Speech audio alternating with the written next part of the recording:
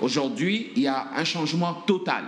Et vous verrez que dans les pays comme Mali, aujourd'hui Burkina Faso, les choses sont en train de prendre, Guinée également, Gabon, sont en train de Gabon avec Olingui, et chez nous. Parce que la façon dont les choses se sont faites dernièrement au Palais de la Nation entre le président Tshisekedi et le président Macron, ça, on pouvait pas le faire. Cet échange-là, c'était... Ah ouais, je suis fier, je suis fier de mon président, Félix Antoine Tshisekedi, un vrai panafricaniste. Aujourd'hui, c'est qui a valorisé... C'est une renaissance, au fait.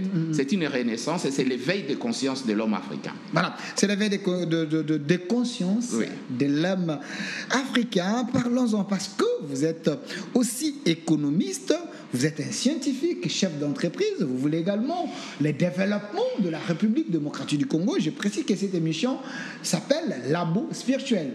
Ici, on propose, on prépare que la nation puisse consommer le produit meilleur. On espère bien. Voilà, on espère bien. Le produit meilleur. Ici, nous préparons tout. Nous préparons tout. Alors, une fois, je vous avais reçu dans mes plateaux, dans mes divers plateaux, vous m'avez dit, Delphin, les problèmes du Congo. Je vous appelle jamais Delphin. Kassongo. Voilà.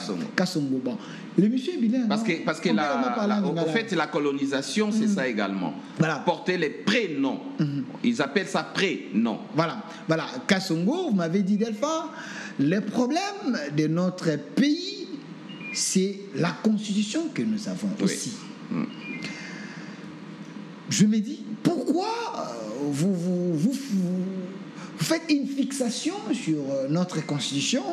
J'ai reçu plusieurs constitutionnalistes qui m'ont dit que notre constitution c'est parmi les meilleures constitutions de l'Afrique. C'est même la constitution copiée de la France. Mais pourquoi vous dites que c'est la mauvaise constitution, il faut la changer? Pourquoi? Je l'ai dit et j'insiste là-dessus. J'avais même trouvé de voies et moyens pour faire parvenir au président de la République, Tshisekedi Tshilombo, que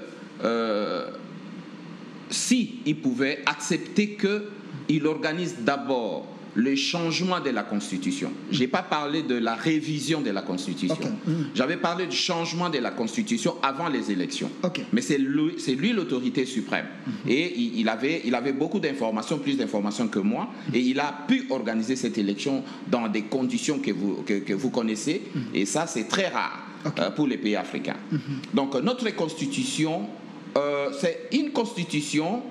Lorsqu'on établit, on élabore un texte, il faut avoir l'esprit du texte et le contexte même du texte. Et l'esprit de ce texte-là venait de belligérants, des faiseurs de guerre, plutôt des faiseurs de guerre au Congo. Les gens qui ont plutôt détruit notre pays d'une manière ou d'une autre, vouloir ou pas. Et pour trouver des solutions afin de partager les pouvoirs, ces gens-là ont élaboré cette constitution. Cette constitution, beaucoup des phrases que compose cette constitution viennent de Kigali. Vient de Kigali. Parce que les gens, la plupart, il y a l'influence du Rwanda dans notre constitution. La plupart des participants à l'élaboration de cette constitution à Sand City, parce que c'est là où ils ont pris des éléments pour constituer ces textes, étaient en contact permanent avec Kigali. Et donc on a orienté comme ça cette constitution. Si nous lisons très bien cette constitution, nous ne sommes plus propriétaires de notre terre, de notre Congo. C'est vrai ça? Il faut lire dans beaucoup d'articles. Donc le Congo est hypothéqué dans cette constitution. Ça, c'est de un. De deux, vous avez vu ce qui s'est passé pendant les 5 pendant les 5 années, le premier mandat du chef, le président Tshisekedi. Il faut être ce monsieur pour réussir à organiser les élections.